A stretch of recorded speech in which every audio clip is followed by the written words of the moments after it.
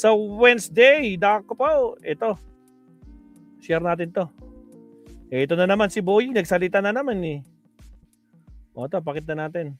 Ito mangyayari bukas sa impeachment ni Sara. Grabe, excited na. Wala nang maraming paligoy-ligoy. Si Boying na ang nagsabi, abangan ang mangyayari sa pagdalo niya sa Justice Committee. Oh, kapag in-upload na natin to, tapos na yung Justice Committee kasi delayed tayo na sa araw eh. Alright, here we go. Tayo. Punto diretso. Sa April 22, tungkol na ito sa mga unexplained wealth, yung hindi maipaliwanag na yaman, mga kabunyog ni Sara Duterte. Kaya dito sa April 20 ito, double time sila. Ano ito? Si Ombudsman Boying saka si Trillanes. Pinapadala kay Ombudsman Boying yung mga SALENs, yung mga Statement of Assets, Liabilities and Net Worth ni Sara Duterte. Pinapadala yon. Kaya sabi naman ni Ombudsman Boying, ready na. Kaya makikita natin diyan mga kabunyog, yung paglaki ng mga ari-arian ni Sara Duterte. Ngayon, sa SALEN, sa Statement of Assets, Liabilities and Net Worth ng isang government official, kasabay doon yung mga ari-arian ng kanyang asawa. Kaya pati yung kay Manscarpio, kasama din sa sinugpina na mga ari-arian. Pero siyempre, nakasulat lang yan doon sa SALEN, nakasulat sa SALEN yan. Ngayon, dadalhin ni Ombudsman Boying yung mga SALEN ni Sara. So makikita na natin, Pero sa totoo lang mga kabunyog, sa totoo lang, ang Statement of Assets, Liabilities and Net Worth, marami pa diyang hindi nakadeclare. Sa totoo lang, kung SALEN, marami diyan hindi nakadeklara. Hindi lahat ng ari-arian, hindi lahat ng assets ay nandyan. So, asahan natin, kung doon pa lang sa ipapakita ni Ombudsman Boying ay malaki na yung nilubo ng mga ari-arian ni Sara Duterte at ni Manscarpio, kung doon pa lang makikita nating malaki na, asahan natin na mas malaki pa dyan ang hindi nakadeclare. Malamang. Mas alam naman natin ang style ng mga politiko. Siyempre, hindi nila i-declare dyan yung mga hindi legal. Kung nakadeclare lang nila dyan yung mga legal, ibig sabihin may papeles, may dokumento. Pero yung mga mga patago na mga assets, hindi yan nakadeclare dyan. Anyway, ang pag-uusapan dito, yung nakadeclare sa SALEN. Kaya lang, doon pa lang sa nakadeclare sa SALEN, makikita mo nang anlaki na ng kumbaga yung paglobo, yung biglang paglaki. Ngayon, sa totoo lang, ang mga sweldo naman ng opisyal ng gobyerno, ang congressman nga at saka senador, 350,000 yata yan. Paano ka naman biglang halimbawa, sa isang taon, biglang lumaki ng 50 million ang yaman mo? Paano naman nangyari yan? Ang sweldo mo lang naman sa gobyerno, kahit senador ka o congressman, 350,000 a month.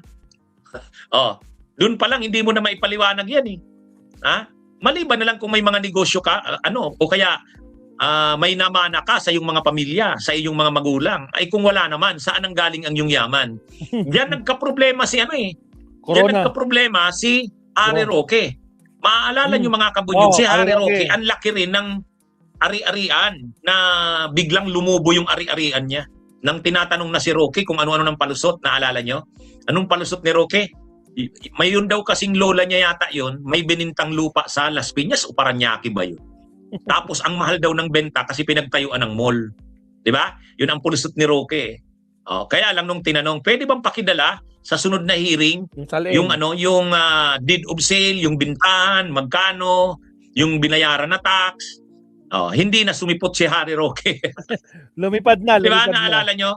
Tama. Kaya ganyan ang nangyayari sa mga officials ng gobyerno. Kapag pinakita na ngayon yung mga Statement of Assets, Liabilities and Net Worth, hindi na nila maipaliwanag saan galing. Saan galing? Kasi ang trabaho mo lang naman, official ka ng gobyerno, magkano lang naman? Halimbawa, Mayor si Sara ng Davao City, magkano bang sweldo niyan? 150,000? Paano kayo biglang lumaki ang iyong mga assets, net worth? Saan galing? Yan mga kabunyog, mga kababayan. Kaya dito, ipapakita ni Ombudsman Boying Rimulya yung SALEN ni Sara. At siyempre, sa SALEN na yan, nakadeclare din doon yung mga ari-arian ni Manscarpio. Si Manscarpio, ayaw niyang mabuksan yung kanyang mga ari-arian. kaya lumakad si Manscarpio ng TRO. Ha? Nag-TRO, humihingi siya ng TRO sa Quezon City, pero hanggang naman ngayon walang linalabas na TRO ang Quezon City Regional Trial Court eh. Ano sana yung tini-TRO ni Manscarpio nung asawa ni Sara?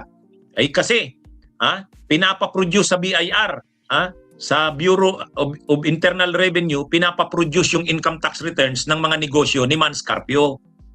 Ayaw ni Manscarpio, kaya humingi siya ng tulong sa Regional Trial Court na mag-issue ng Gilan. TRO. Ay hindi naman naglabas ng TRO ang Regional Trial Court ng Quezon City. Kaya tuloy-tuloy ang yung mga subpina ng Justice Committee, tuloy 'yon kasi wala namang TRO eh. Mga kabunyog. O ngayon, ano naman ang kay dating Senador Sonny Trillanes? Si dating Senador Sonny Trillanes naman, siya naman yung maglalabas ng unexplained wealth. Kasi mayroon na siyang research niyan eh. Inimbestigahan niya na yan noon pa. Matagal na. Yung mga pumasok na mga pera sa accounts ni Sara, ni Digong, pati nga kay sa mga kapamilya ni Sara. Si Hanilet, Abansinya, si Kitty Duterte. O yan naman yung ipe-present ni Trillanes. Yung mga yung mga unexplained wealth, yung hindi maipaliwanag na yaman. Kaya nakafocus tayo diyan mga kabunyog sa April 22. Bukas. Nakafocus tayo diyan. Si Trillanes saka si si Ombudsman Boying Rimulya. Yan yung kinagagalitan ni Duterte kay Trillanes. Exactly. Naalala niyo yung hearing sa Quadcom? Tapos inuungkat ni Trillanes yung laman ng mga bank accounts ni Digong at saka ni Sara. Nagalit si Trillanes, si Digong kay Trillanes, magkatabi lang halos sila. Gustong batuhin ng mic si Trillanes. Ganon katindi ang galit ng mga Duterte kay Trillanes kasi talaga namang totoo yung ni Trillanes. Actually, yung issue na yan ng mga bank accounts ni Digong, ni Sara, yan eh. Inilabas na yan noon ni Overall Deputy Ombudsman Karandang. Linabas na yan ni Karandang. Yung ombudsman noon, Overall Deputy Ombudsman. At mayroon na siyang hawak galing sa AMLAC. Kaya lang, nang nilalabas niya na yon, pinatanggal siya ni Duterte. Sinibak siya ni Duterte, pinasibak kay Martires. Kawawa nga yun si Karandang. Ewan ko, kung ipapatawag pa si Karandang, baka sa susunod. Yan mga kabunyog, mga kababayan. Kaya, ito yung mangyayari. Kung nagtatanong kayo, anong mangyayari sa April 22? Tapos na po tayo sa issue ng confidential funds. Yung issue ng confidential funds ay noong April 14.